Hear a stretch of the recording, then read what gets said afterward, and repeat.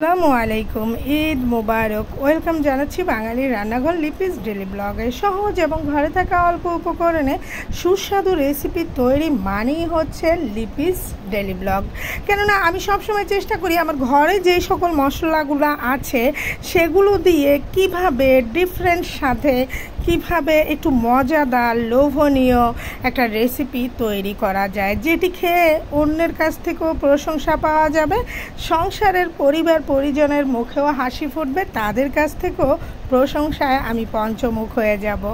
তো এটা ছিল আমার আজকের ঈদের দিনের একটা ঘরের জন্য স্পেশাল রেসিপি। খুব দ্রুতই আপনাদের সাথে আমি এই রেসিপিটি শেয়ার করব। এই রেসিপিটির একটা বিশেষত্ব রয়েছে, এখানে হলুদ মরিচ গুঁড়ো যায় না, শুধুমাত্র এটাকে বলা হয় গরুর সাদা বোনা।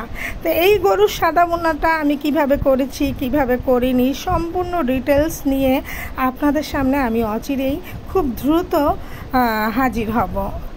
তারপরে যেটা না হলে তো আমাদের এই চিটংয়ের লোকেদের হয় না, সেটা হচ্ছে এই যে ঈদের দিনে সব কিছু থাকবে, যে মাংসের মধ্যে হাড্ডি চর্বি সুদ মাংস, তারপরে কলিজা ঘিলা ফ্যাসকা নলা, সব ধরনের জায়গা থেকে সব ধরনের মিক্স একটা মাংস থাকবে।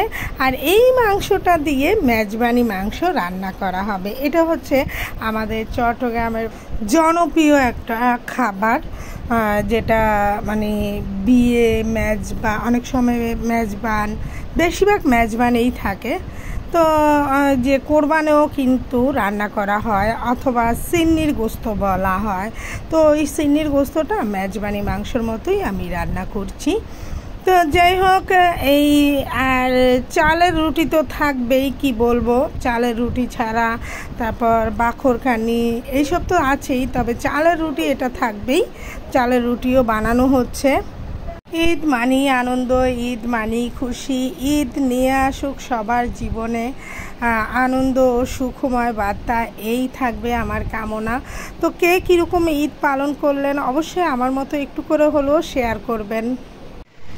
এদিকে আবার চালের রুটি তৈরি করা হচ্ছে, তারপর মাটির চুলায় ওই রুটিগুলো সেঁকা হচ্ছে।